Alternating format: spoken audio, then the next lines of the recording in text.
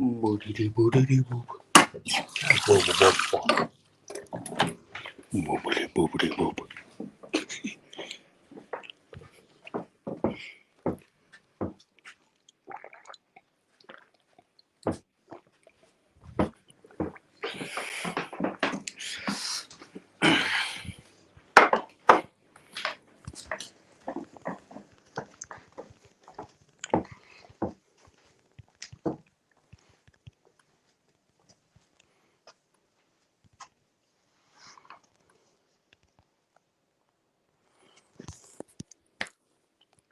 Wow.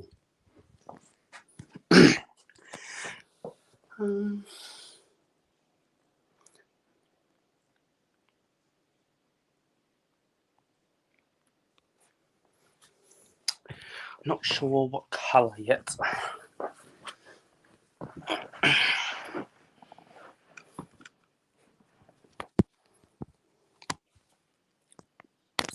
Flip it sideways, and there we go.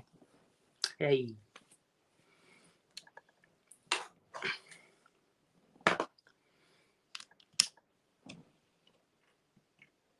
There we go. Turn you onto phone. Come on, camera. And also, come on, TV. There we go. Oh. Oh. Turn that up.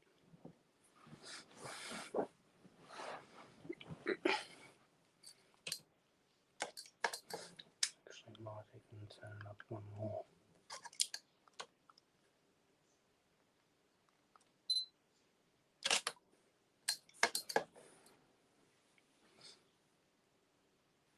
So,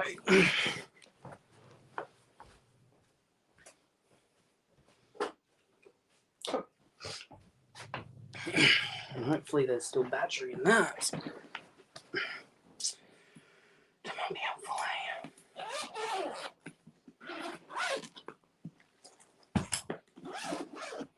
All of the pockets that need to be opened up. Whee!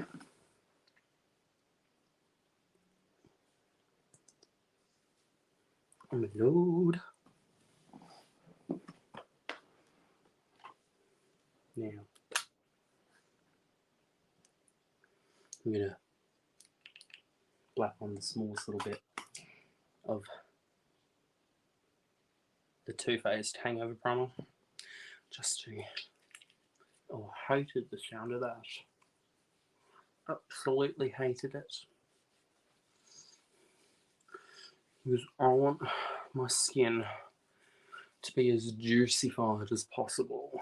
Because the foundation I'm going in with is dry. Because I want to play with some mixing of Danessa's foundation with her skincare type products. Is there... What is on you? I could use you for foundation if I really wanted to.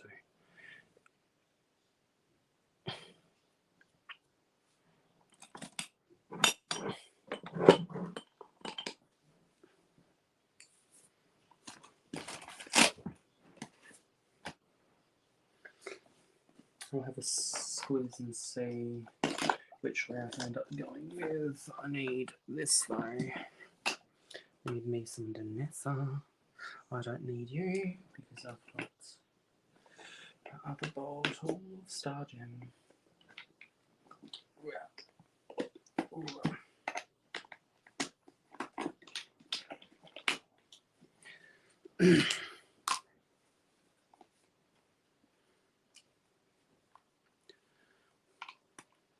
So because I'm doing it on camera, I want literally what?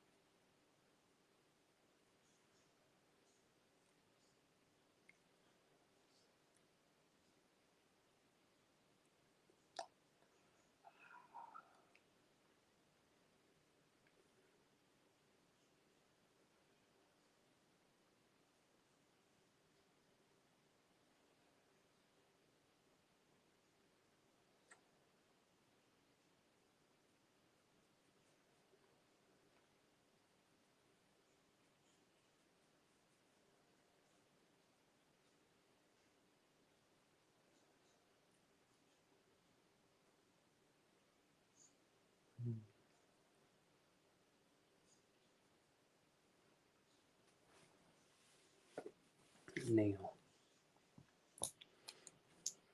I'm going to go in with NO2.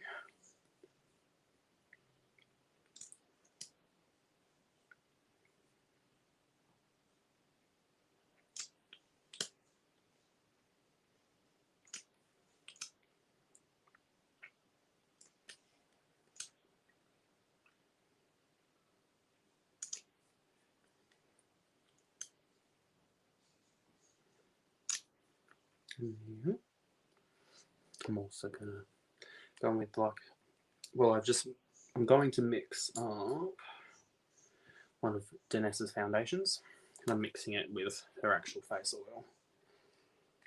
Not a lot, just a little bit to add hydration. And because I really want to see what this is like, now I'm going to hydrate my sponge as well. Just spray a little bit with some setting spray, just to get some moisture into it.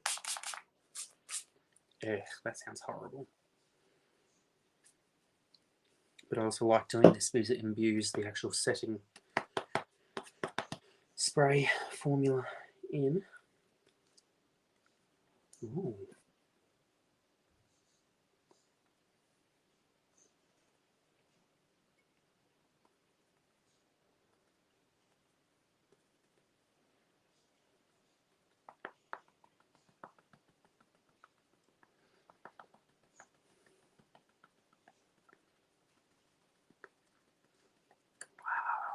Okay, so this is definitely a vibe in the move. Wow, this looks so pretty.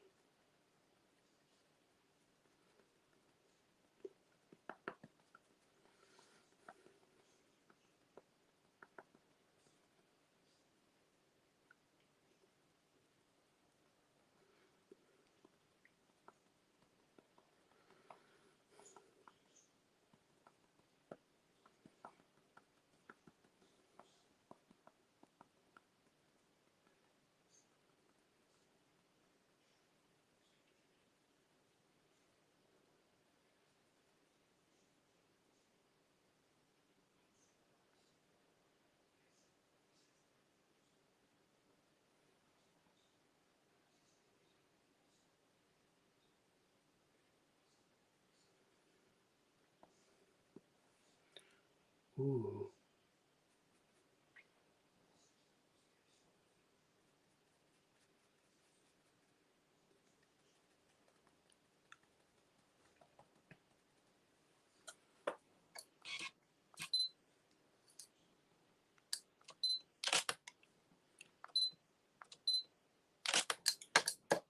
Oof.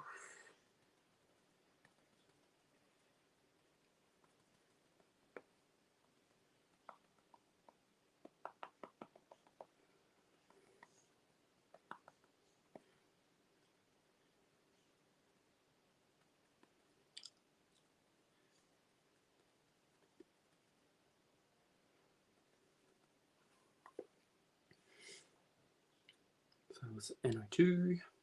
I'm going to go in with the smallest little bit of NO1.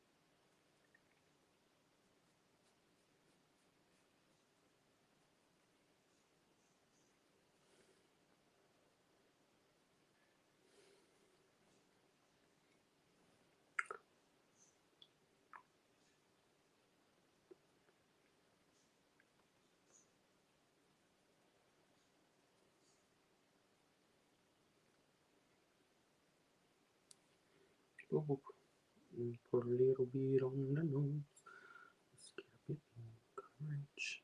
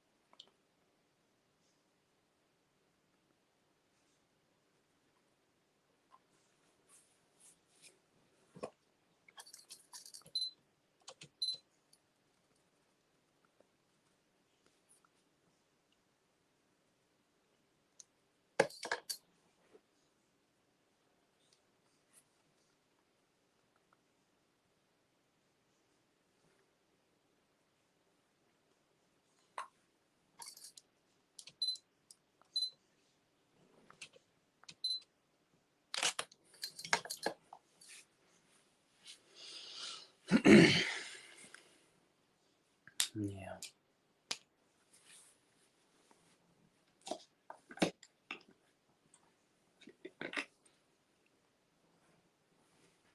And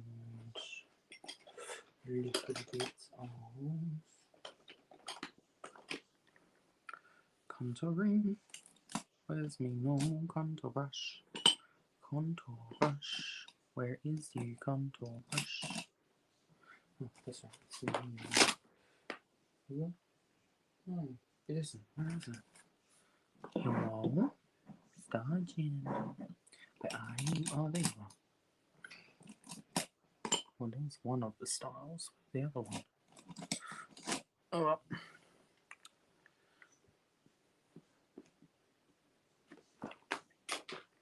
I'm just going in Mecca's Contour Balm. Because I really like the performance of this.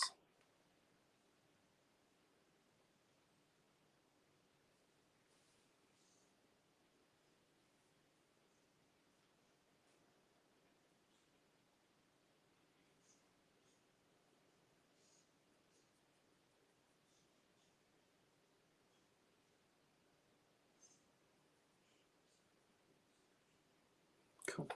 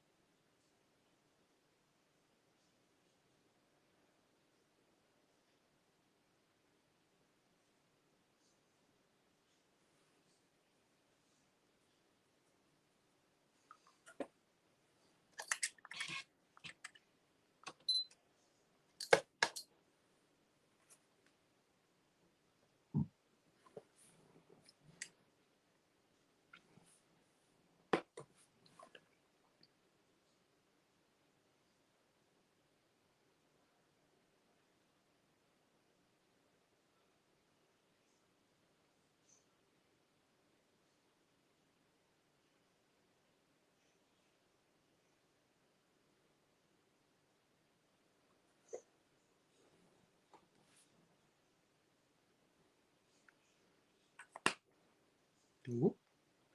I didn't need that contouring. Little bit. And then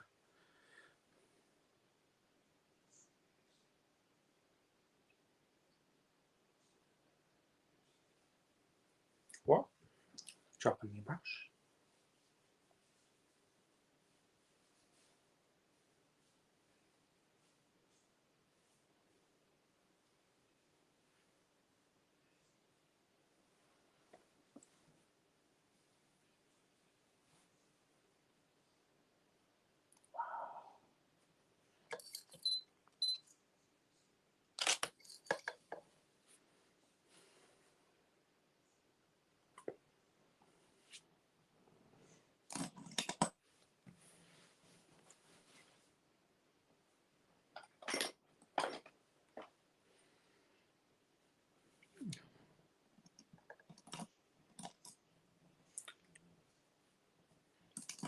Up my contouring.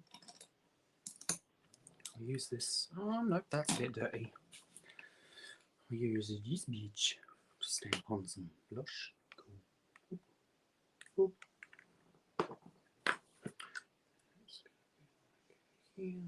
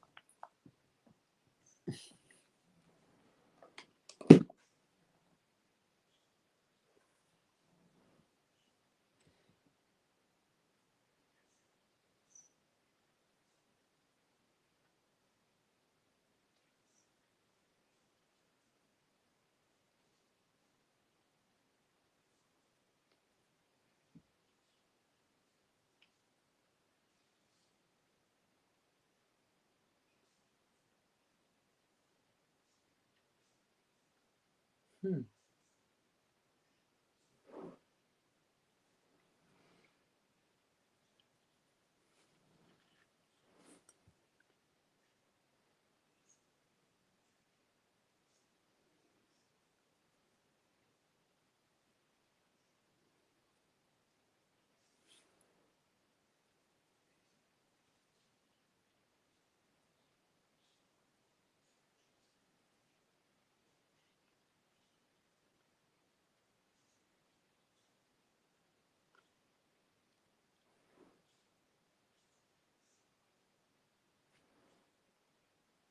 think over there.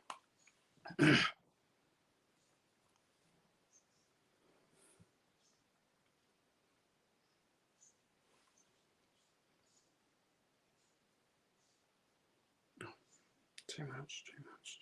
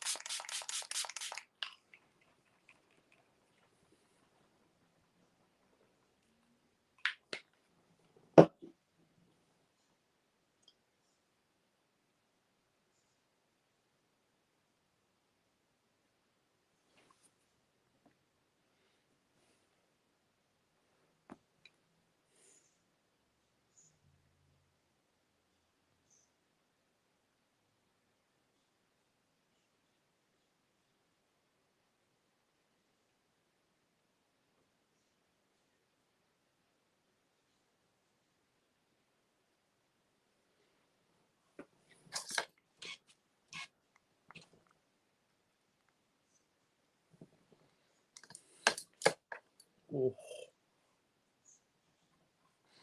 why am I so shiny on this camera? My lord.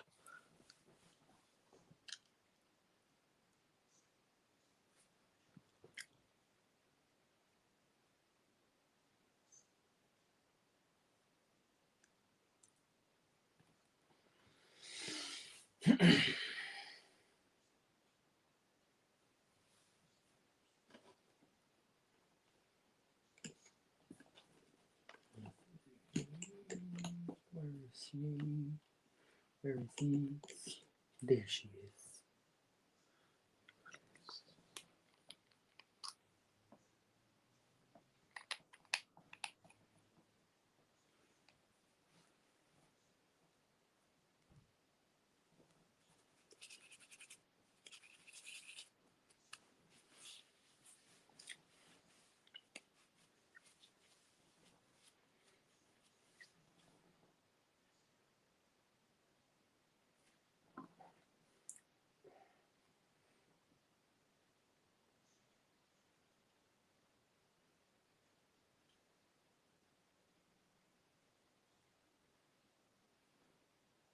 Why are you acting like that?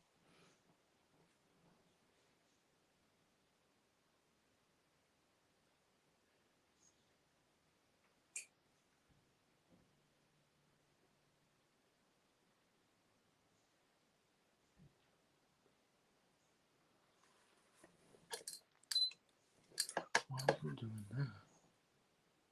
Oh, she is. You know.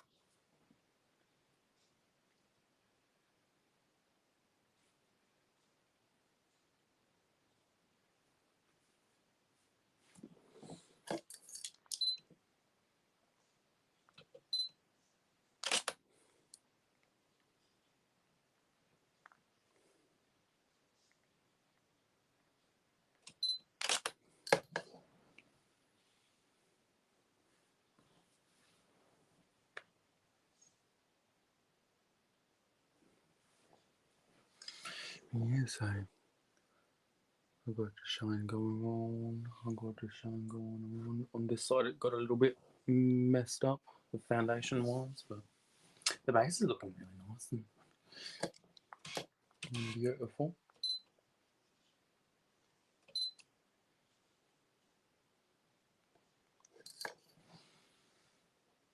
Yeah.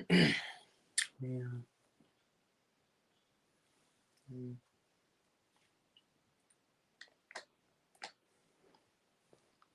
gonna do very basic lip.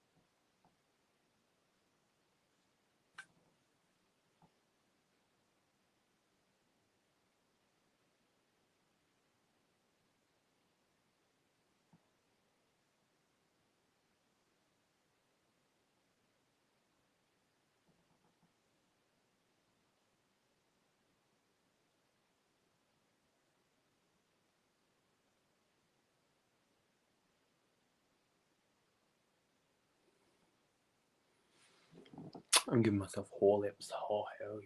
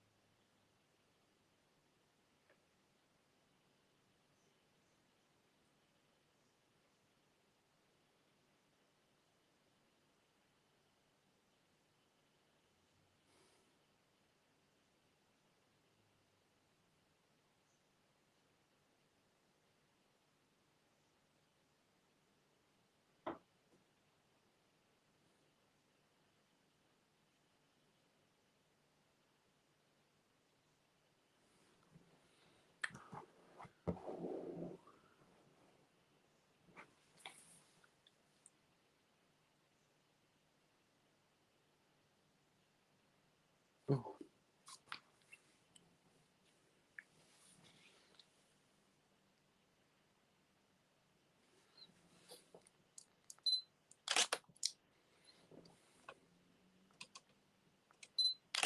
Oui.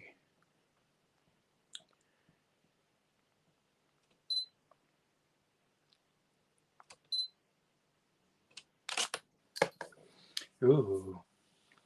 The lip is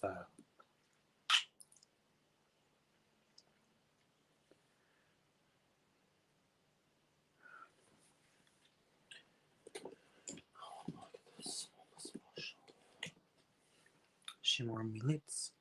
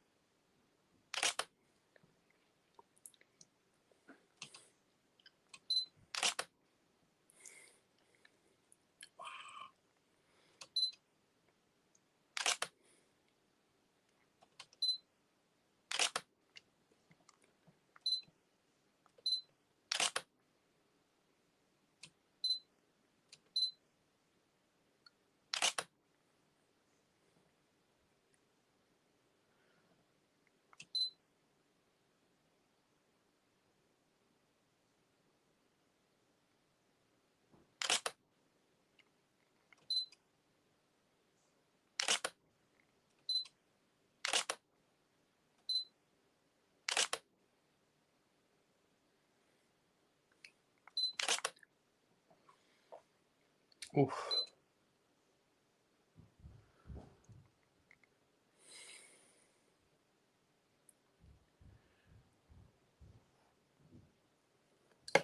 My lord. But I'm gonna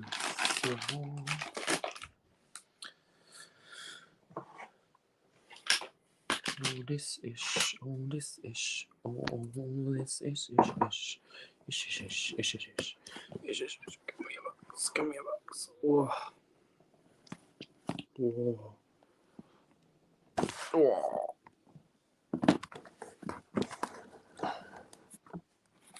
Oh. Jesus. Oh my gosh.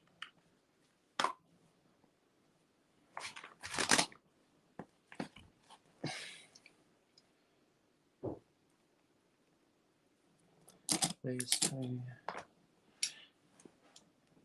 These need to be washed. That can stay there. Now to swap the TV around. Oh. So I can see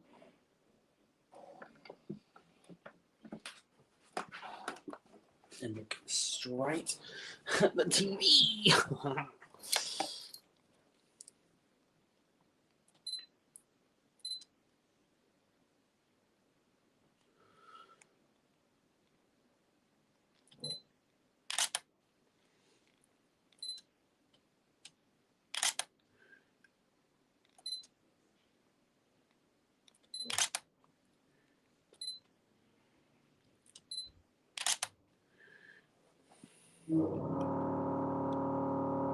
So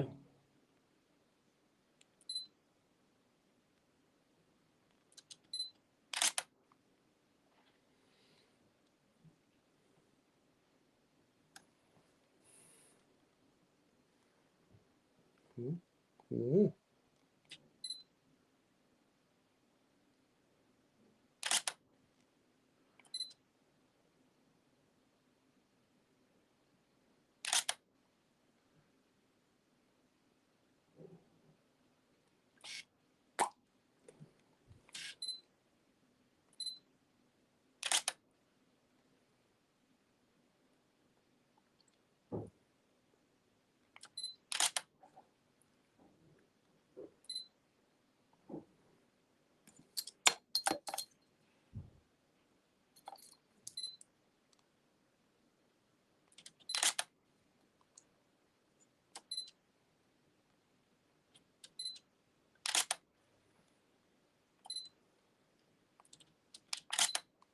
Oh, it's weird doing a full-on silhouette.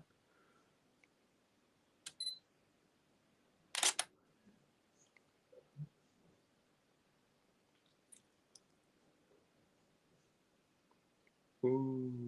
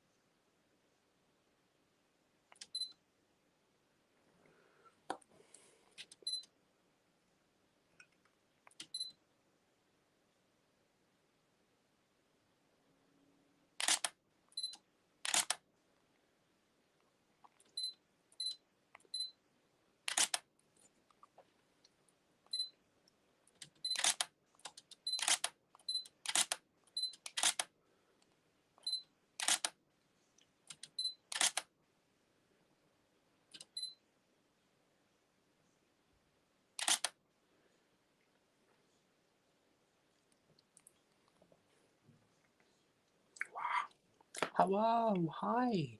Hi, Rhonda. Look, I got makeup on. I had full makeup. I'll move the phone a little bit so I can see a bit better. See? I have full makeup. Full makeup.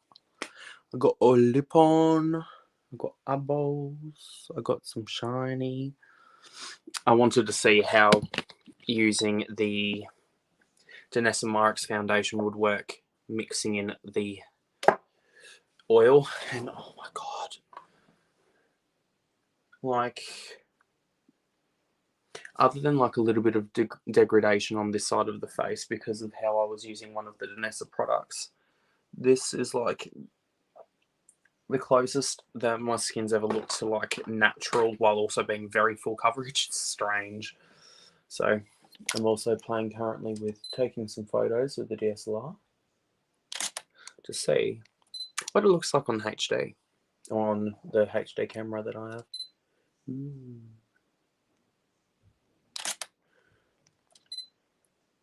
Way. So I get to be a beautiful model wifey. Go. If you wanted to, I believe the link should be in that, but I don't know if you can you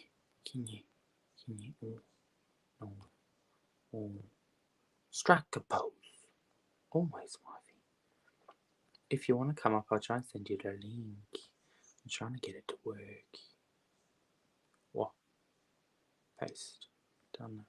Go through. We'll go through. Yay! Strike a pose. Oh, got to do the whole supermodel. Pull the hair back like. I don't know. Play with it, wifey. Play with it. Like, yes. Yes.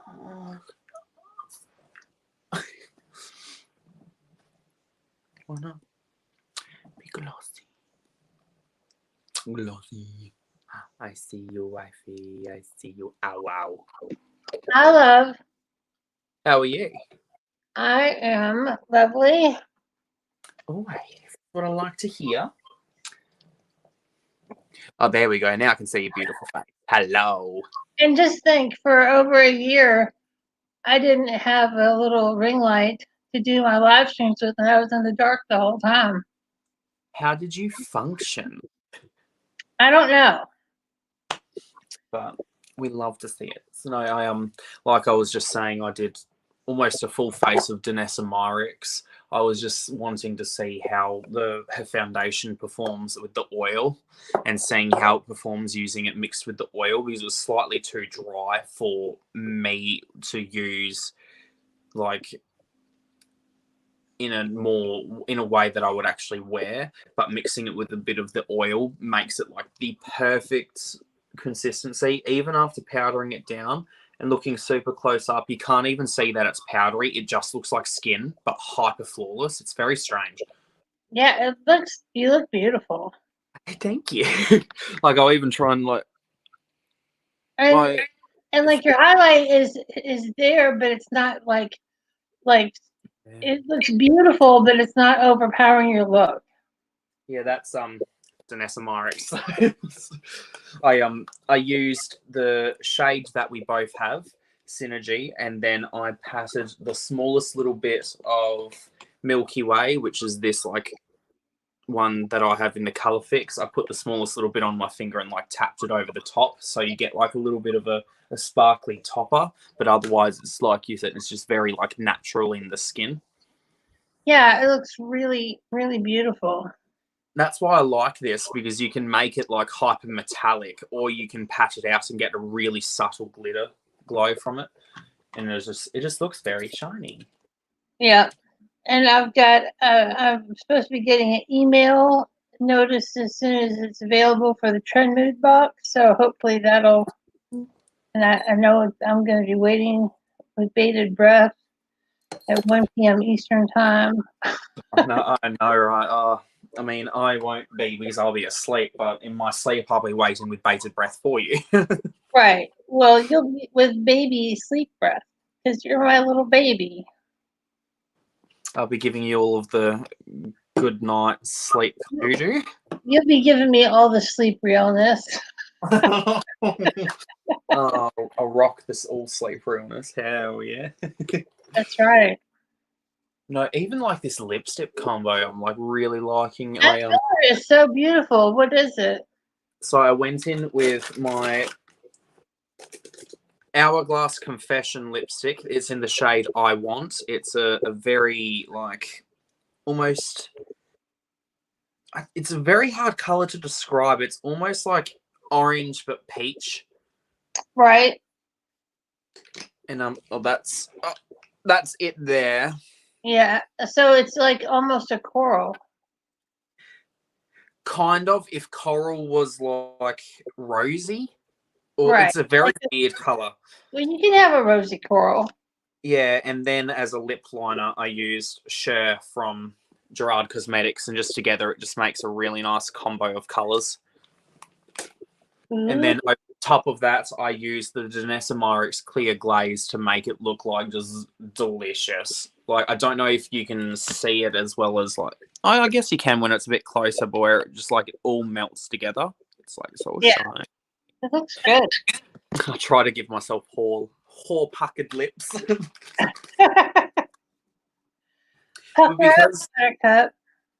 I mean, I try and do it to correct the shape of my lips, and I've been like experimenting with doing that to try and essentially make it a visually look like my bottom lip is even, and I'm starting to actually getting quite close to being able to get it even. But what I essentially do is apply the lipstick first, and then afterwards I go in with concealer to like pull it in at the inner corner of my mouth, because if I actually properly do lipstick all the way to the actual outer corners of my lips, it just looks strange and it's a lot harder to get it even. So I actually almost have to cut my lips short on the lower lip to balance it. Right. Well, I understand that. I've got a scar on my lip, a big scar. I mean, it's faded because it was when I was a kid, but it makes it hard for me to get a completely even bottom lip myself. So the struggle is real. Mm-hmm. On that struggle bus. Yeah. And I mean, it's obviously not, you can't get it, at least in my instance, I won't ever be able to at least get it looking perfect in person, but on camera, I can for sure trick it. It's just like it physically there, like you can even see it now, but just this side, there's just not as much lip that pushes down. Right. Like on this side, it actually the lift curls in a bit more because I've actually removed like volume from years and years of chewing it due to anxiety. So that's where I'm like, I literally would actually consider getting filler too, because it's not just to actually make my lips bigger. I don't care about making my lips bigger. It's literally just to correct the shape, because Right. it literally is like I've got two different shaped lips on the lower lip. Yeah, I think lip filler is awesome until I watched someone actually get it, and it looked so painful. See, it's strange. Like lip, I don't care. Like I've had like piercings all through the mouth and shit.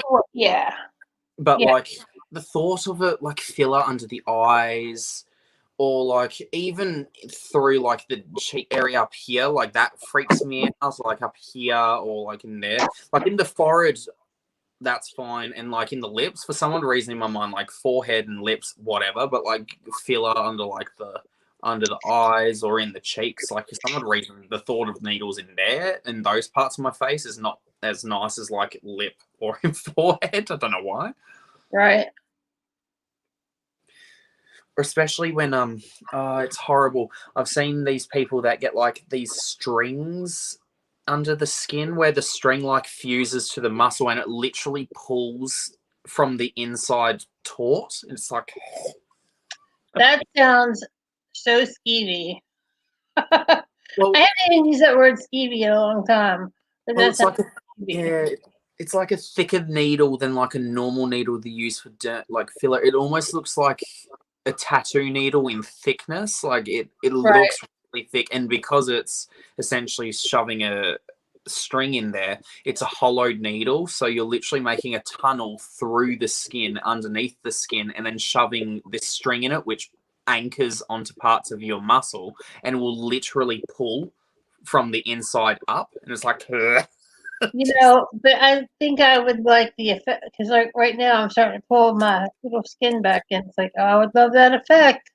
If I didn't uh, have to, if I could be like knocked out and not be awake for it, I actually, really I'm sure you probably could if you found the doctor who would do so. It'd just be hyper expensive. right because anytime you add anesthesia, it's so much more dangerous. Yeah. I believe it was like when I was looking at people talking about prices, it was like $500 just to be put under. That's not even Right, including the other surgeries. It's just like that expensive because, like you were saying, it's a quite dangerous thing to put someone under in general, right. especially for something that is literally just cosmetic. It's like, I get knocked out. They put a string in my face. Ain't nothing gonna get me down. I'll get knocked out and get some more strings when the fucking target's not on me I anymore. end up looking like a freaking puppet. Uh, I got no strings to hold me down. they don't hold me down, they hold me up. I know. Well, that was from Pinocchio, uh, the Disney cartoon. I love that. I I wish I love could remember more of the words, but I just remember, I got no strings to hold me down. Yeah, I'll probably have to Google that up later. Yeah, I'm trying to think it now too because like I remember what's kind of like visually what's going on. And I can remember like the melody of the song, but I just can't remember the words. For some reason, all that's coming to my mind is "Put a Banana in Your Ear" from Charlie the Unicorn. Put a banana in your ear. A banana in my ear. Put a ripe banana right into your favorite ear. It's Jules says who says you. Why do I know that still? Oh my god, that's so funny. I don't know why all of that just came rushing back. Oh, I don't know, but like childhood stuff has been like popping up for me a lot lately. I just that was a pivotal moment on the internet where it was just I didn't realize the issues that there were on the internet. I didn't realize the problematic things that people would do. I just had a good old laugh. When Right. life was a bit simpler. Well, it wasn't any more simpler than when there was just pretty much AOL Mm. and everybody was on AOL and everybody was in chat rooms. Oh my god. It was funny. I got into AOL at the right cusp of where it went from like using AOL to move to MySpace. So I Yeah, got like half a year of AOL and then it's like MySpace. right. I wish I could have remembered any of my MySpace stuff because but I was like that was when I was, in my wilderness days of not being in recovery. So there's no way I remember the name or password or any of that stuff. Good Lord, who knows what it was. Yeah. I think you can still find my MySpace, but that's only because like I actually used my real name like a dumbass as a kid. Right? Oh shit. And the only reason why I remember that is because you used to be able to search up my full name and it would bring up a photo that I posted onto my MySpace I'm trying to think like I can imagine like the face that I'm pulling, but I'm trying to remember like what caused me to have that face. Well, I know it was a sad birthday for me, but it was a great photo. Well, if there's beauty through pain. Oh, it was more so it was sad because it was one of those typical I had no friends as a kid. I invited everyone in my class and no one came type thing. Oh, Lord, that is the worst. Well, I think it wasn't like the party no one came, but what was like the icing on the cake was like some kids basically had like given toys or like a present to me, but they outright had said to my face like, "Oh, my mum made me give this to you." Wow. So I mean, like, and at the time, yeah, it upset me. But then after years and years of actually realizing, is I actually would have preferred not getting anything from them anyway, because it was just disingenuous. So I didn't really care. And funnily enough, like after reflecting upon it, it didn't actually hurt anymore because it's just like, well, honestly, I'd probably like obviously at the time it hurt, but in hindsight, it's like I'd just rather not get anything from someone who doesn't really care about me anyway. Right, exactly. But I mean, how old were you? That's terrible. I was like 7, 8. Oh, Jesus Christ. Yeah, it's just I don't really talk about it that much because it's obviously not anything special. And it's just sad, but I really didn't have a happy childhood. But more so, like I didn't have any issues in the family unit. It was I just literally all the way up until maybe 15, 16 years old. I never had real friends. Yeah. I was a weirdo. I didn't have a lot of friends, but and then even the ones I had sometimes weren't that good. Oh yeah, for sure. I mean, it wasn't. I didn't have friends that were like actual friends. It was people that knew that I had access to things like technology and stuff like that. So essentially, were friends with me to be able to play new games and shit. So it was like Right. that type of friendship where it was more like parasitic. Yeah.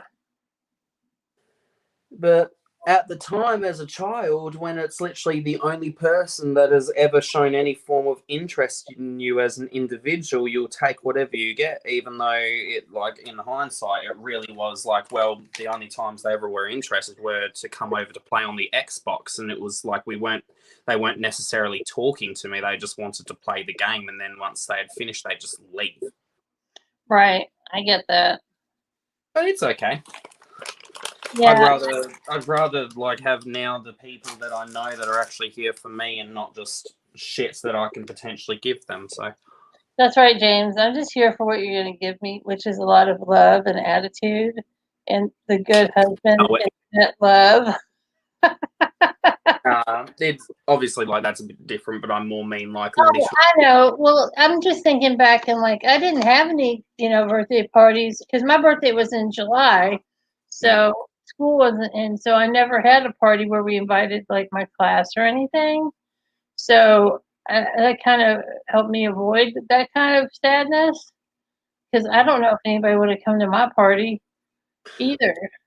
Another one from around the same age as well. I remember it was like that one is more sad than my own birthday, but I remember I was in one of the classes and pretty much it was one of the kids' birthdays and everyone in the class but me was invited. And after the teachers found out, the teachers essentially told like the parents, and because essentially like it was becoming a thing where like the teachers like, well, why are all of your kids excluding this one person? I then got an invite, but literally the whole time it was just I was getting excluded from everything. So it was just Right. like what, and it was just kind of sad at the time and shit like that. And then one of the kind of icing on the cake, the parents weren't even nice themselves. It was a typical thing, and I'm sure it was kind of a typical thing in America too, where kids' birthday parties they usually have those like little gift bags where you get like Right. some shit. I didn't get one. Only child to not get one. Oh man. Yeah, so it was like things like that where it was really like it really made it like aware and known to me that like even by the adults I was getting ostracized out of any like social event. And then like it got to a point as well where even the teachers kind of started ostracizing me too, which is kind of shit. That is really horrible, honey. It happens. It's sad, it sucks, Well, but yeah, shit, I've gotten over it. It's like, yeah, right. But I mean, that just, that's no, just, it's it just definitely a was. story. There was definitely a long time where I had like an identity issue because like everything that you would associate with like childhood and growing up and like finding self-identity, I was literally excluded from all of that. Like I had no social group to grow through. The only times people would ever interact with me is if I had like an idea that they'd like, and they'd only include me just for the like just not get in trouble by the teachers, but it never felt like they actually wanted me there. And sadly, it was just like that for me pretty much up until I was like 15, 16 years old. And that was just when I started just saying, you know what, fuck it. I'm just going to do whatever the fuck I want. I'm going to wear bright neon colored skinny jeans. I'm going to start coloring my hair. I'm going to get piercings. I'm just going to say, go fuck yourself. And people started being like, okay, cool, this person. And I think it was more people then gravitating towards me because I was just literally saying, go fuck yourself to everything. And the difference with Australia, I know in America, they're when you're starting to get around to that age, you tend to have a lot of people that are like that too.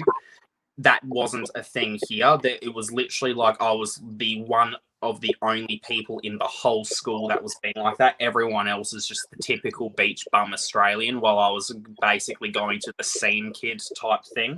Right. So, and there was, I kid you not, there was literally like one other child in my whole school of like 500 students who could kind of relate to that style. One. So, but when I got into like college, where it was like 17, 18, that's where I finally got into like actually meeting a lot of other people that were like-minded. And then that's when it did a full 180, and then I became quite popular because everyone realized, oh shit, now he's actually not giving a fuck and we can't bully him and he's going to put us in our place. It's kind of save face in this whole giant school, because we went from going to like a high school where there was only 200 of us, like the 500 number was including elementary and high school because that was joined together. But all of the people from my high school that went to college with me, there would probably be only like a couple hundred max out of a school of about 2,000.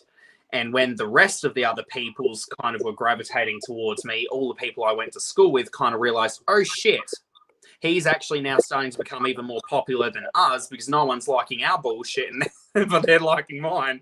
So all of these people that used to bully me try to suck up to me, and I call them out to their face. Right. I remember once I literally, at the end of grade 10, I'd broken up with her by that time, but my ex-girlfriend and I were still on friendly terms, and our friendship group was still a thing. And at the right end of the year, there was like this year 10 meeting where we all were getting together to discuss what we'd like to do as like our year 10 leavers thing. And it was a 10-minute long process. There was all of the groups were like 10 boys, 10 girls, so we could discuss amongst ourselves what we'd want to do. And it was literally like a 5-minute long thing. And I kid you not, every single girl that was in the group with my ex-girlfriend, except this one girl, left bawling their eyes out because this one girl had literally bullied all of them within this time span of like a couple of minutes. Some of them even were her own friend, and she'd like bullied them. Wow. And by that time, I'd gone through years and years of like bullshit from all these people, and I finally had enough. And I full on went off on her, even in front of a teacher. I told a teacher to shut the fuck up. They don't know what the fuck they're talking about, and they're a dumb cunt who's blind to their bullshit. Like I said literally that to a teacher, and I went off. And it ended with this girl being bullied by a group of about 400 students who decided to say, go fuck yourself to this other girl. So, like, I went pretty, like, I did a full 360. Or, no, sorry, 180. Right. Going back to what I was before, but did a full 180, stopped taking people's shit and started calling everyone else on it. And people were like, oh, crap. I guess it was like they kind of realized that they can't try and fuck with me anymore. So they kind of decided to join me instead of being against. And it wasn't like I was just talking out my ass. I was just telling this girl, like, you're a piece of shit. how can you literally be in a group scenario for not even 10 minutes with people that are your own friends and they leave literally crying because you're such a piece of shit to people that you literally will bring people down for fun. You're a nasty piece of shit. And there was a teacher that came up and was like, oh, you need to stop saying this about this girl. She's not like this when I'm around. And I'm like, that's exactly fucking why she's not like it, because you're around. Like, how do you not realize that's such a dumb statement to make as a teacher, as an adult? Like, of course they're going to change and modulate how they act in front of you. Sure. Yeah, so that was fun.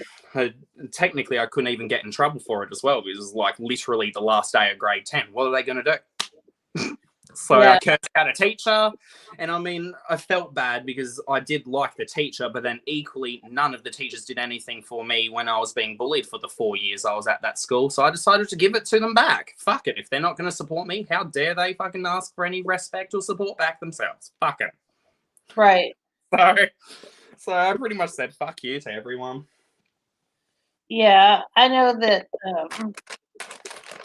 I struggled with stuff in school, and people talking about me and stuff because I was in an interracial relationship in the '80s, which was a really big deal. Yeah. And, point of contention that shouldn't be a thing, but it would have been. Well, yeah, it was a whole different thing than it is now, and on top of that, he cheated on me with all my friends. Oh, that's horrible. And I didn't know about it till later on. And there was like a love triangle where I was after him. And the thing is, he had tried to break up with me when I was after my freshman year. And I just wouldn't have it. So I was just, because I thought this is like the only boyfriend I was going to ever get. What a simp. What a simp I was. But anyway, so I rarely hear like simp being used to refer to a woman. It's just funny. It's like, you were a simp. I'm like, sorry to laugh, but like, I always hear when the people refer to as simps, it's always like a male. It's just not often I hear about a female, and it just it tickles me. Oh, good. Well, anyway, it was, hey, Jen. Hello. But anyway, like he he was like screwing on my friends, and I didn't know, and nobody could have told me because I would have not believed it at that time. And he got married to the other girl and lied to me about it. And he said, yeah, so he got married to the other girl, lied to me about it, and then I had to call the county clerk's office to see if they were really married. That's horrible. Yeah. But that was wonderful because it set me free on my whirlwind tour of new wave and punk rock, and me getting to explore like a whole nother universe besides, because I went to school in this kind of isolated town right outside of Louisville. And I ended up being able to go to all these punk rock shows and meet all these alternative people. And because of that, my whole life changed, and I became the person that I really was meant to be because I found my outcasts. I mean, I guess I had a kind of similar-esque story, but that was like finding and going to college was when I started finding like the outcasts and getting along with them. Because it's like when I went to school in primary school and high school, it was always in like small towns. Even though there was a large, like a couple of hundred students, it was all like on the beach or rural. So there was very little outside of like either you're a beach bum or you are a country bumpkin. There was no like old goths other than literally the one person that I know of at the time. So it was like there wasn't really many that were fitting into what I was feeling like, because obviously I was exploring a lot of that stuff like privately at home, like Googling and shit. Right. It wasn't something I explored outwardly until like closer to 16, And 17. And that also is when I found my Rocky Horror Picture Show family. Oh, beautiful. And that's where I really got connected to even more freaks. Beautiful freaks, but freaks nonetheless. Fucking A. But I'm still friends with almost all those people today from Rocky Horror. I mean, a group of misfits and weirdos tend to fucking always get along. Misfits and weirdos. Oh yeah, but it was like, but they were also wild partiers at the same time too. Yeah. Sadly, that kind of tends to go hand in hand with a lot of those social circles. Yeah, it was. I mean, I had some amazing, wild, messy times. Oh, I did too. I had my moments. Oh yeah, we've covered some of that before. Oh, we sure have. Shit. No more though. We've had our fun. That's right. Yeah, Rocky Horror is a whole nother world, especially because we had the cast that did the live. We acted it out on the stage in front of the screen, and we had all the props, and we had, like when Meatloaf comes in with his motorcycle, we would have a guy on a motorcycle ride down the aisles of this. It was like a little art house theater. Cool. And people would ride the motorcycle down and jump off and be Meatloaf and stuff. It was amazing. Would have been a lot of fun. Sadly, I feel like sometimes, at least with how what my interests are, there just isn't the base of people in Australia that are like, at least not to the where I've lived in the parts of Australia where I have been. There just hasn't been other like-minded people, at least that I haven't been able to find. And if I found people that might be like-minded with interests, I just haven't liked them as people. Right. So it's just like, fuck. It's difficult when it's like, I want to be into the alt rock movement, but sadly it just seems to be a lot of the people that are really into the alt rock movement are very alt right and like neo-Nazis here. Oh, that's really weird. Yeah, it's very weird. Because all the alternative people, well, not all of it, most of them were pretty much liberals. I know it's well. You also have to actually, you probably won't even know. Liberals in Australia are the right. Oh, really? Oh, it's backwards there? Yeah, Liberals is the right here. Labor is what we call like our version of the Democrats. Oh, okay. It's Well, strange because like when I first started getting into politics, I'd always hear Liberals and I'd always think the right. But why? But then it's like but when it's like Liberals, it's the left. It's like what? right. That's got to be hard. Oh, it's confusing just trying to be anywhere politically inclined or aware just in general, as you just should just be as a person. Even if you don't want to follow politics, you should at the very least be aware of what's going on because it does affect us at the end of the day. But it's just so confusing when you hear literally conflicting words with who it's referring to on the political spectrum because literally liberals are right here. So that is weird. It's confusing. Yeah, and I tell you what, like going through all the politics the last 4 years, I've been able to thin the herd quite a bit on my Facebook. Mm-hmm. I mean, thankfully, I've at least, when it comes to my social media, I tend to be very selective anyways, and I've been quite lucky that I've only had like 3 or 4 people where I've had to just like, nah, I can't. You're literally talking shit like that. Australia needs to be whites and whites only. That type of shit's like, no, get fucked. Right. It's like you can leave at that point. Yeah. So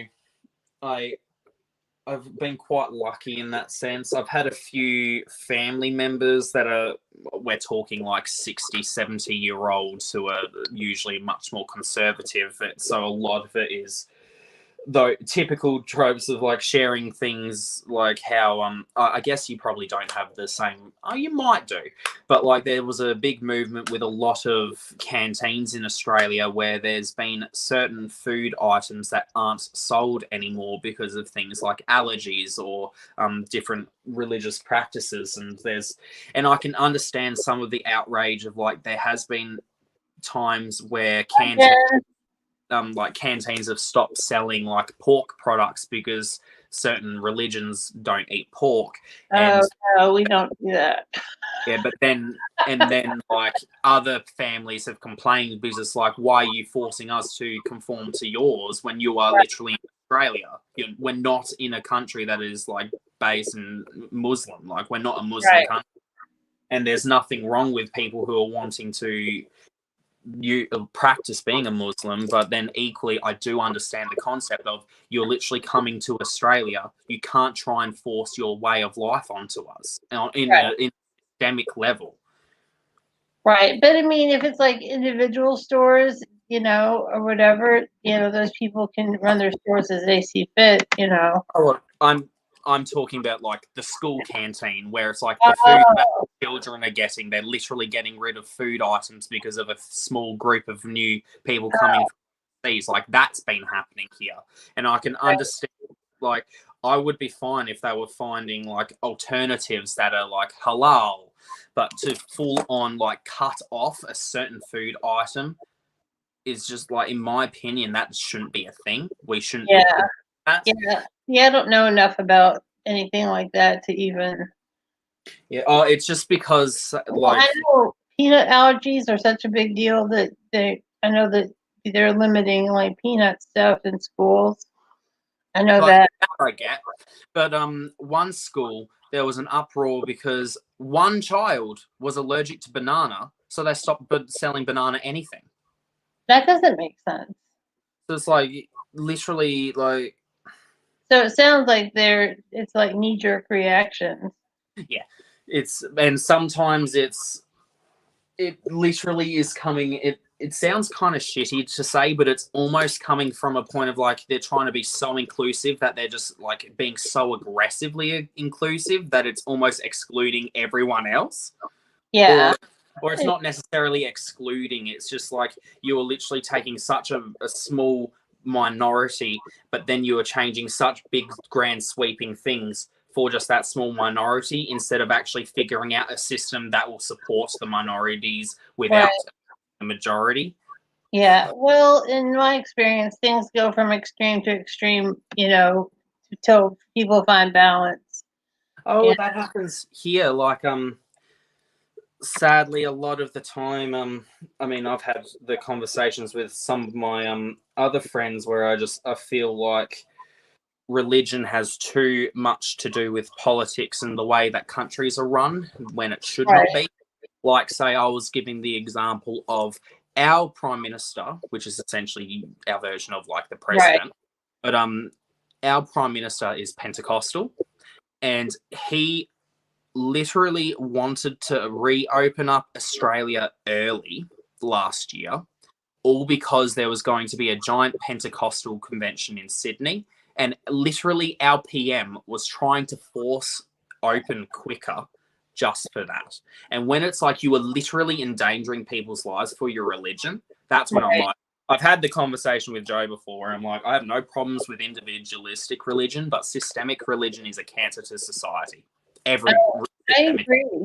I agree because there's too many religions, there's too many gods, there's too many all that stuff to be fair to everybody. And that's what I'm about is like the whole egalitarian kind of perspective where everybody's got hypothetically everybody's got some equal footing and treated the same, even though that's like an ideal, not like a reality.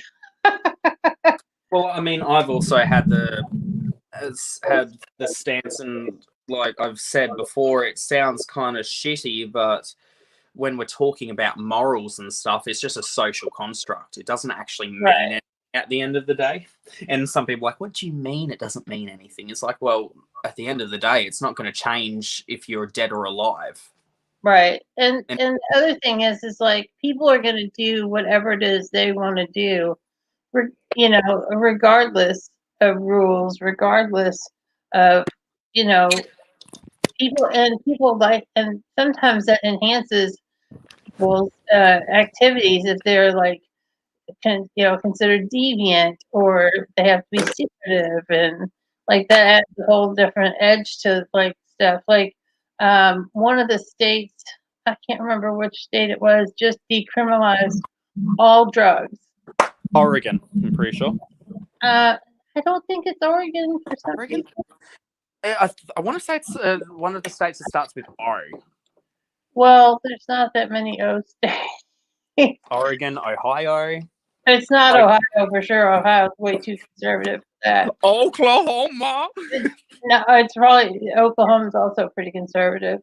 But I can't remember which state it was, but to decriminalize it, and now they're going to start, sending people to treatment and, things like that. That's going to take some of the mystique out of.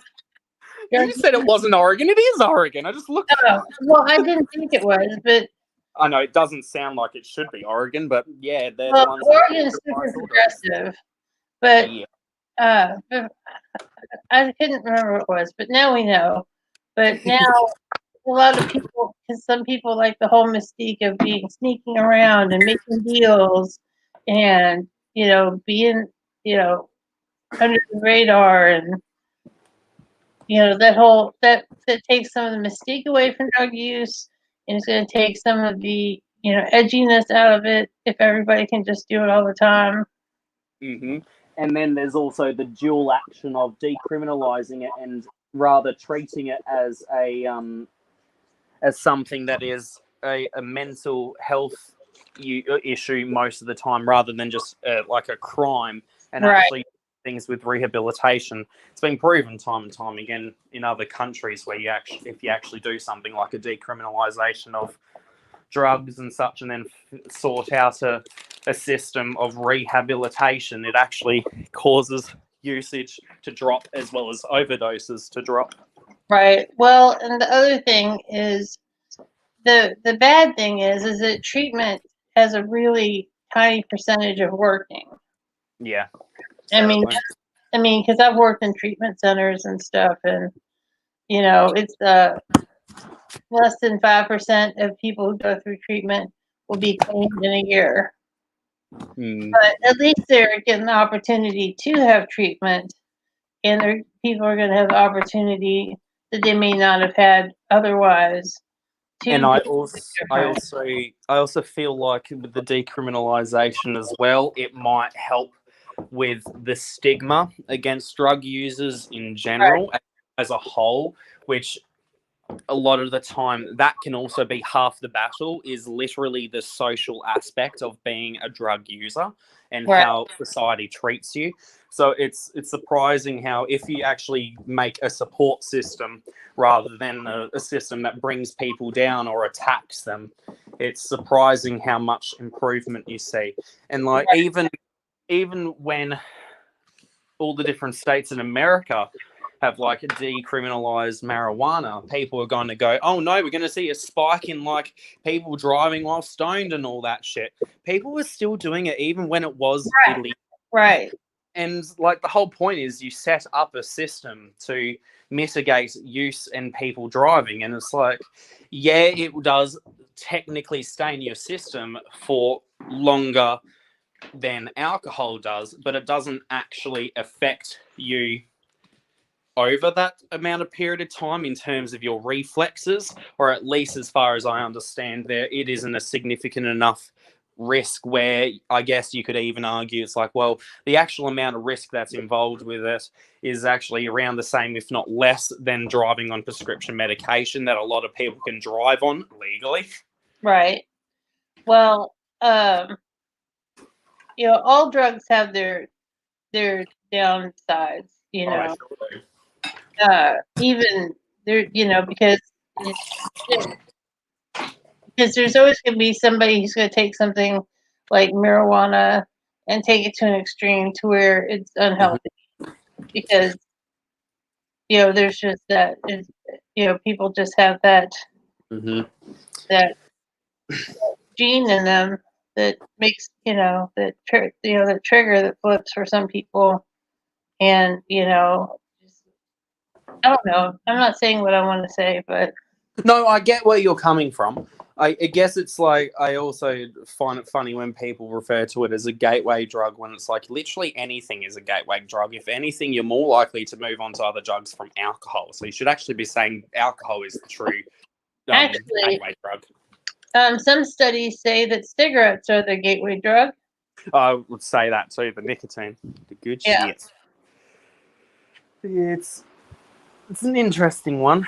Definitely is, but I'm hoping at least society is starting to get to a point where we can move further and move Right. forward. But also, sadly, I do feel like, again, a lot of that is being hindered by systemic religion. Right. And like in Kentucky, like they're just now starting to talk about medical marijuana, much less decriminalizing marijuana. You know, it's going to be a long battle, especially in the Bible Belt. And like people like you and Joe, like Joe and I have talked about it. Like she'd love to be able to at least access it for medical reasons, but she can't. And it Right. just sucks. Like they'd almost would have to move to somewhere. Yeah, who gives a fuck? No, it's just interesting that it's just like there's so much proof, and the way that I always argue it, it's like there's been decades where it's been legal in places like Amsterdam, and they're pretty progressive too. You would think Oh, it really was such a bad public issue that they would have delegalized or made it illegal again years ago.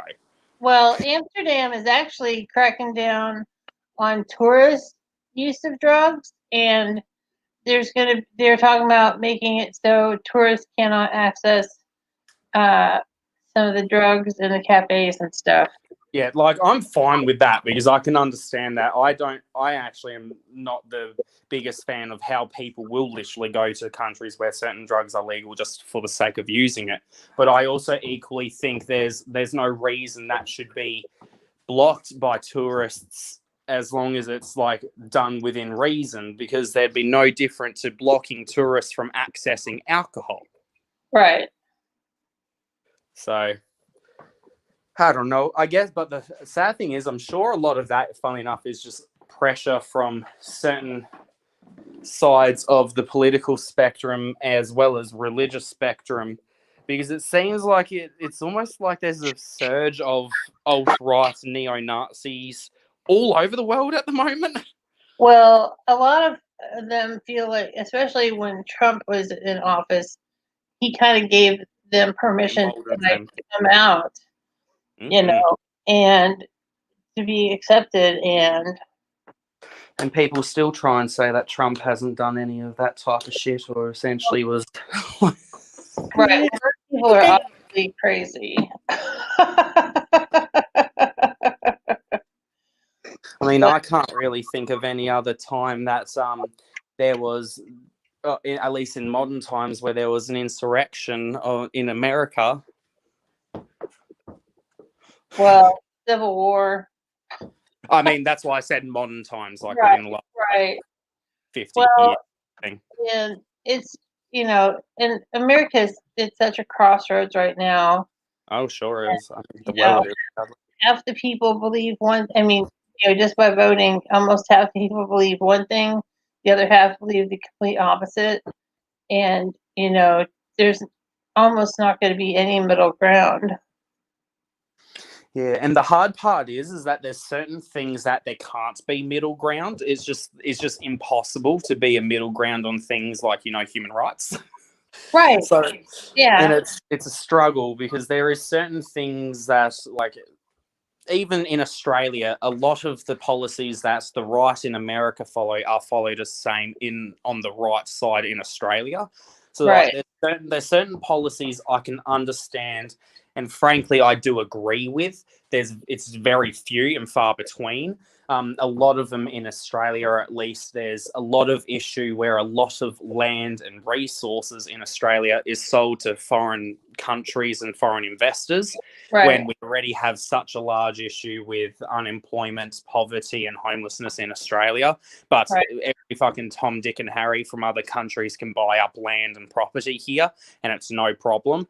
and it's some bullshit because you still have the government talking about it.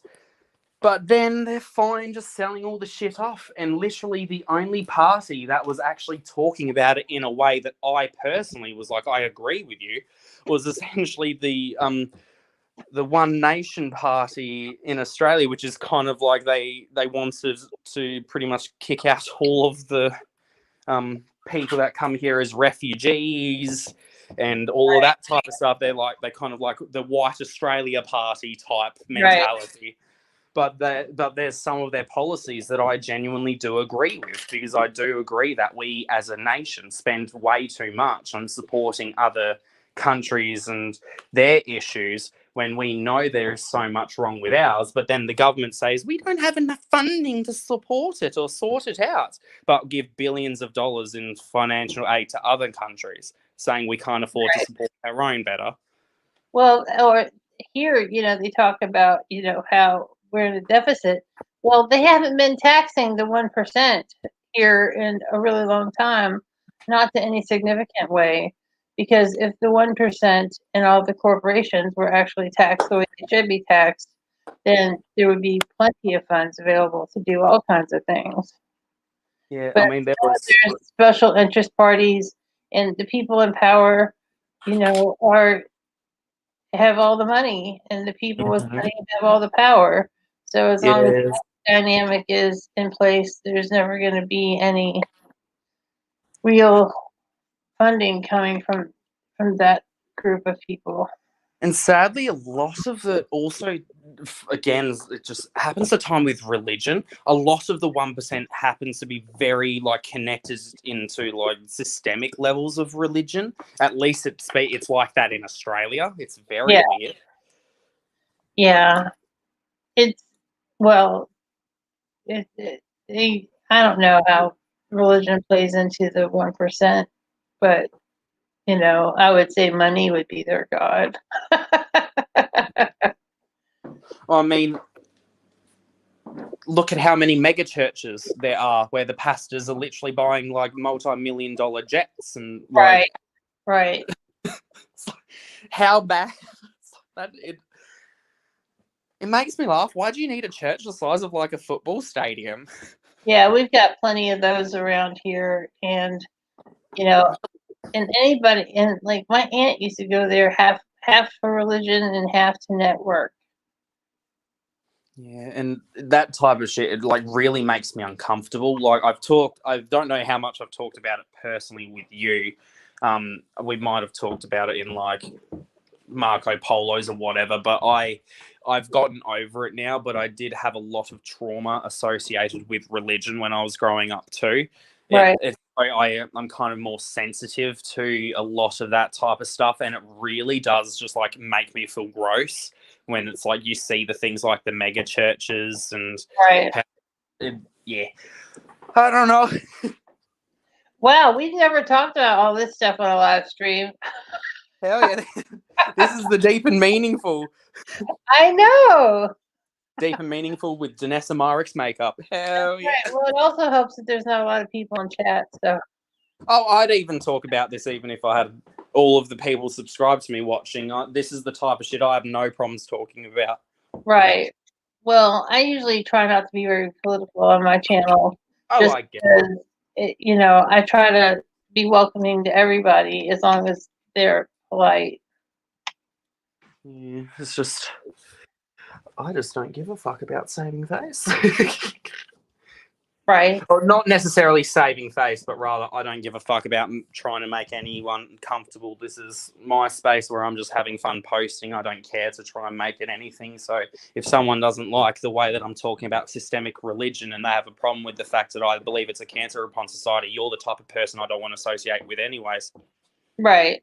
I get that. A lot of people tend to not realize that I'm 100% serious when I say I can literally drop people without it being a problem to me or even hurting my feelings. When certain issues have happened in the past, I don't need to name names. You know what I'm talking about if you think about it.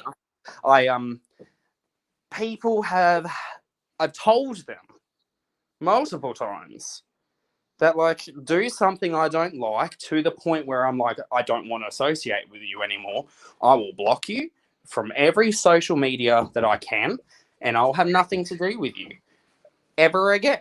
Like, it is no skin off my back. I mean, it goes back to how I was telling you where I grew up literally not having any friends for 16 years. I Right. can go, I mean, I survived, did I? Like, I'm still here. So it's like, no one or none of those people are important enough to me and have had enough of an impact in my life to actually warrant any time or capacity spent trying to mend issues. Right. So, and I mean, to be perfectly honest, there were aspects about certain people as well that I didn't really like that they were supportive of, and I just do not get it. Like how I'm all for people having their own opinions politically, but how a mother and a grandmother of multiple ladies can actively and comfortably support and say out loud that I love Donald Trump. Right. How? Like, I just cannot fathom it. Like, I just can't understand it. The way, even besides like his political beliefs and shit, just the way he talks about women, from Right. even before he was in power, the way he's talked about his own daughter, that if she was not his own daughter, he would be with her. That's Right. disgusting. How Yeah. anyone could respect him is beyond me. I totally agree with you there. 100%. I gotta pee. I'll be right back. Okie dokie. I got to pee. Pee on me. Pee on you. Golden showers. Woo!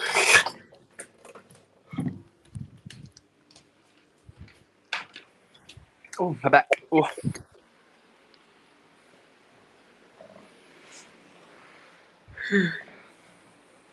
The box be shiny.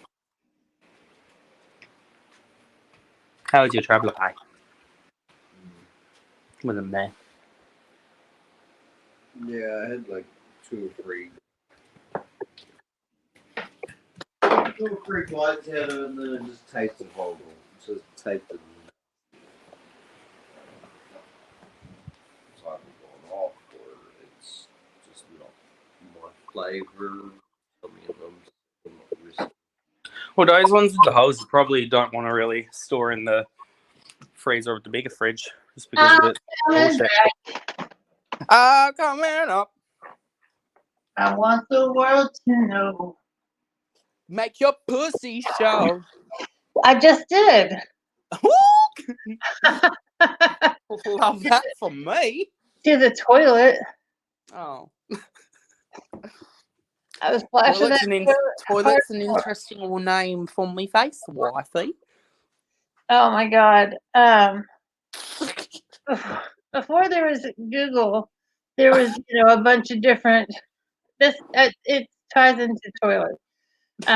Before there was Google, there was a bunch of different internet browsers. There was Yahoo and Ask Jeeves, and there was one that I used to use called Metacrawler, and they had a feature where you could see what people were looking up. Like so, and it was so there was an adult version, and then there was like a PG version. And so me and my friend, we on like Saturday nights because we were so lame, we would get on Metacrawler and see what people were looking up, and when something interesting popped up or we didn't know, we would click on it. And one of them was toilet slaves. Oh.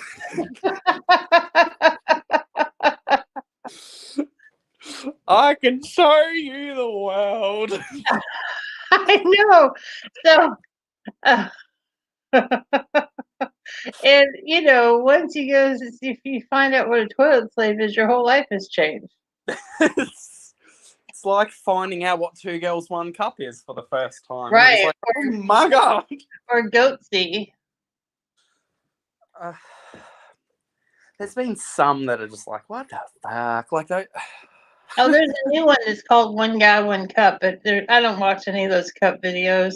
Nah, one guy, one jar is where it's at. Oh, I don't want to know. He like shoves a mason jar up there and it shatters inside. Yeah. Yeah. Ugh. You need help with that. Up here, yeah. Up here. Well, I'm not like with the shattered jar. Getting the jar. That too, I guess. Yeah, that's a crazy. That's so crazy. Yeah, and I can't even remember. I think it was called the Extreme Olympics, if you've ever heard of that. No. It was essentially, I don't even know if it was real or not. It was just the way that it, but basically it's just a series of videos where it's just self-mutilation of the genitalia to see who can do the most damage to their genitalia. Right. So you'd literally see like their penises being chopped up like it's a cabana. Yeah. It was pretty fucked. But the only video, like, they were pretty fucked up, but like they weren't bad enough to actually be like, okay, I can't continue watching this and like within like a couple of seconds type vibes. But Right. there was one video that I saw that was essentially released from a court case where it was a group of people essentially tortured this guy to death on a railroad, and you literally just like what you. It kind of almost makes me like a bit teary just thinking about it because it's pretty fucked up. But you literally see this guy, he's like essentially strapped down onto the railroad and they're piercing his chest repeatedly with a screwdriver. And you literally can like hear the air whistling out of his chest. Like it's fucked up. Like it really is bad. That's really awful. Yeah. I don't know why I used to search that shit up as a child. Like I watched one of like the Mexican cartel full on beheading a guy, and you literally see like, Right. like it was horrible. The knife got like stuck halfway through the head, and oh. Yeah. Well, that's where we go from extreme to extreme, because like there was a big deal in the 80s with a movie called Faces of Death. And it was all executions and like horrible death scenes, and it was like an R version of snuff films almost, Oh Jesus! where people. I mean, it was just like people dying, like and getting murdered. And, I mean, it wasn't real. It was, or maybe it was real. I can't remember. Shit. I can't remember if it was real or if it was like a documentary or. Damn, now I gotta look it up.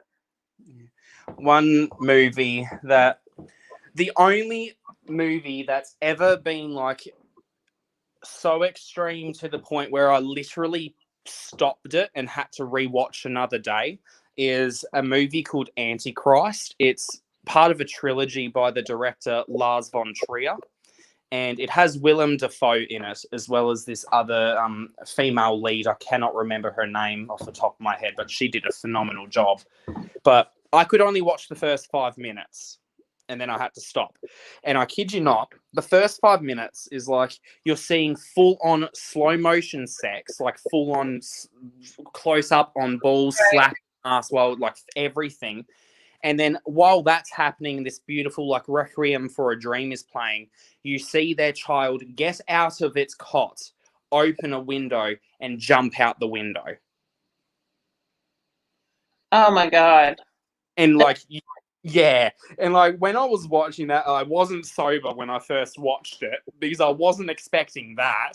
And I literally had to like just stop. And I was just sitting there like, Oh, yeah, that's crazy. Now, I just looked up if Faces of Death was real. Only 40% of the movie Faces of Death was like staged. So, like 60% of it is really people dying. oh, fuck. Yeah. I mean, I remember when The Exorcist was a big thing of like, I don't remember it literally, but I remember how like that was people were leaving vomiting. But then like that Antichrist movie I was talking about, that was just the first 5 minutes. Later in the movie, you literally see the mother cut her own clitoris off with a pair of scissors, like, and you see her also smash Willem Dafoe's penis repeatedly with a log, and like it's fucked up. It's brutal. I love William Dafoe, but I don't think I could watch that.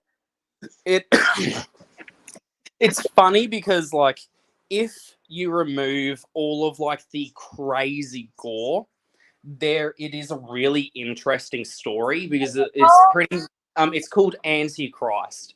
It's part of a trilogy of movies that Lars von Trier did. The first one was called Melancholia, that has Kirsten Dunst in it. It was the I most saw that. That was really a weird fucking movie. it was so boring. It's like It just fucking crying the whole time, then the world ends. Right, but I mean, it was so weird though. It was just like, just all strange. Yeah, and then the second movie was Antichrist, the one that I've seen.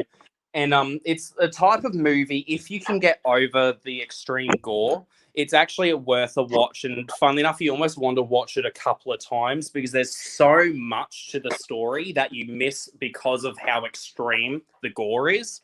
But it's like it makes sense as to why it's like that because they're kind of trying to rekindle their relationship, and it kind of like devil type shit starts happening. It's very fucked.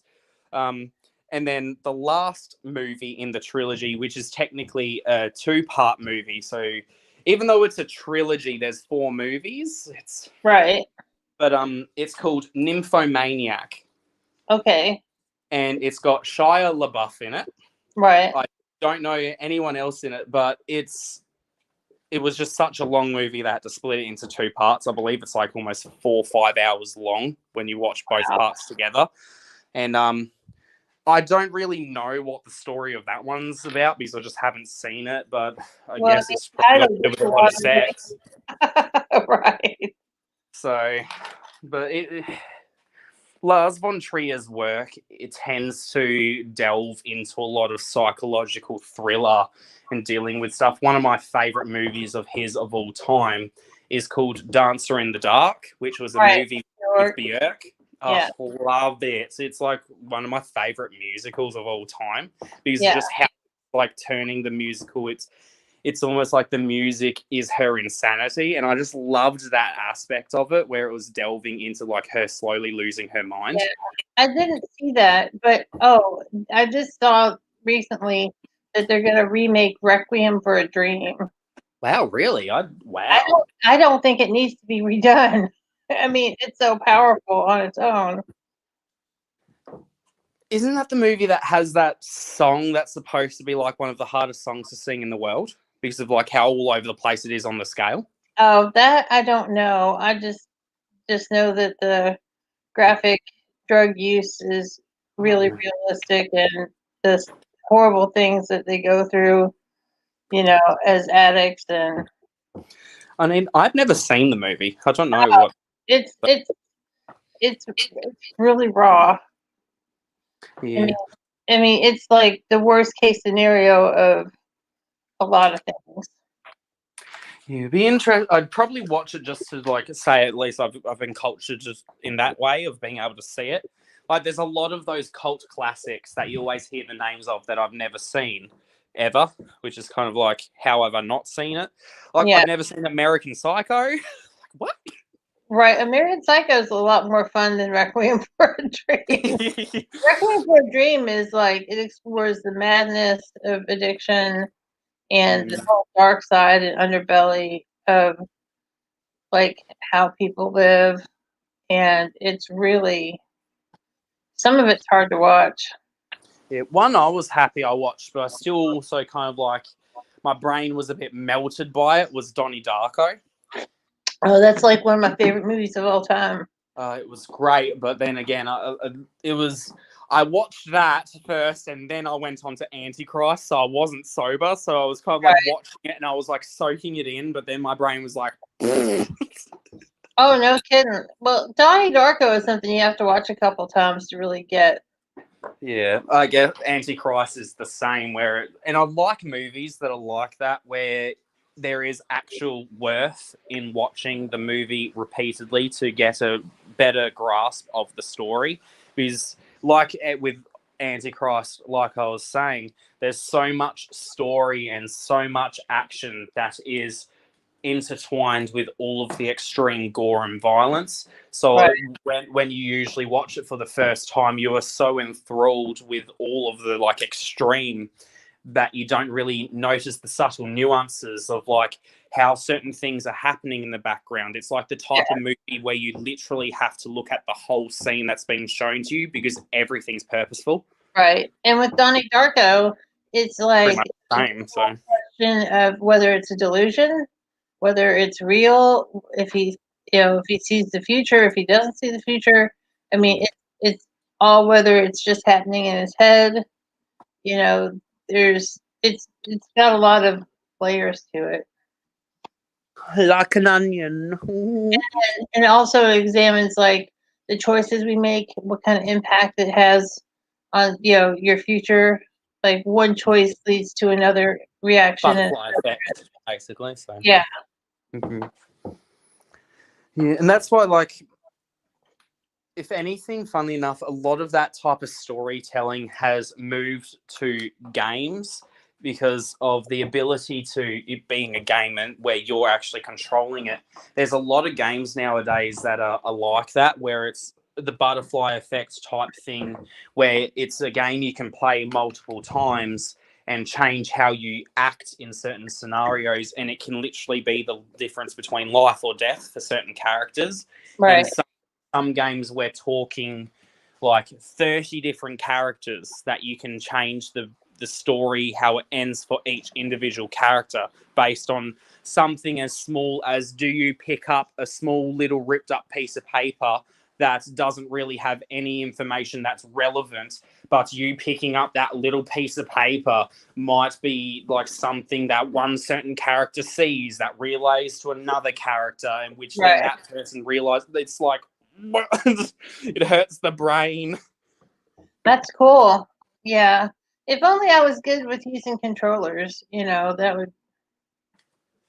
But I really can't. I can't afford to be addicted to another thing besides makeup and YouTube. uh, I understand that gaming can be an expensive hobby. For sure. But that's one thing I do appreciate with having Xbox Gold, which is what, I guess it's actually not Gold. We have Game Pass Ultimate. So Yeah. Zach and I pay like $15 a month, which gets us access to a couple of hundred games, as Right. well as being able to play online. So for like that amount of money per month, it's actually quite decent. And the way that Xbox has it set up, you can have it so you only have to pay for one subscription, but you can use the subscription on 2 accounts. Oh, that's really good.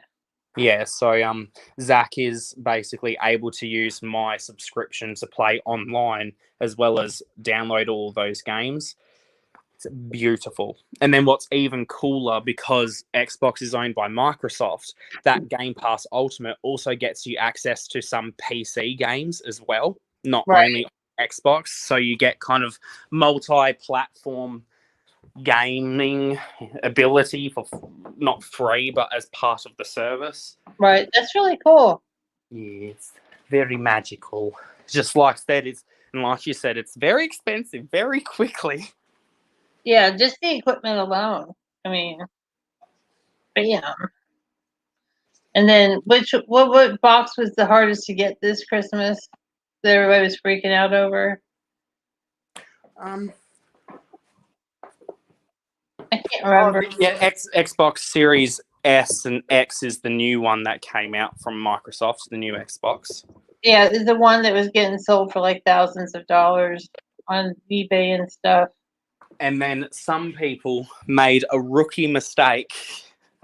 I feel bad because I can understand why, because Microsoft really fucked people over with the naming scheme.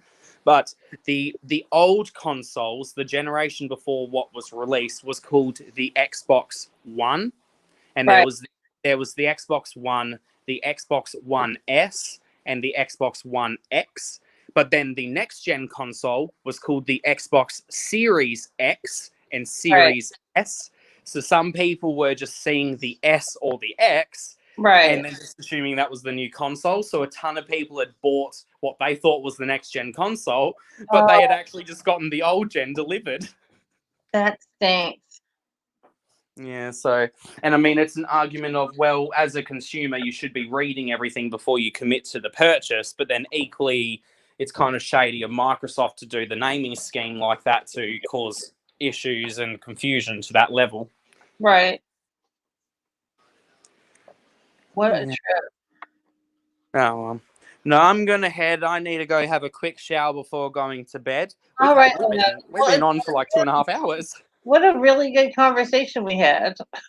Mm-hmm. And see, I'm always I don't often have these more deep and meaningful conversations on social platforms because it's just a lot of time I'm coming here to have fun. But then Right. equally, I do think it's important to have these type of conversations in a public platform too. Right. Yeah, it was great. I love talking to you anyway, but it was really cool to go a little deeper today. Yeah, well, it's the beauty of it, and if anything, if it also lets people know what my stance on certain things are, and if they don't like it, they can click off. Bye. All right, love. I love you. Have a good night, sweetheart. Shall do. Have a great rest of your day. Love you. Talk to you later.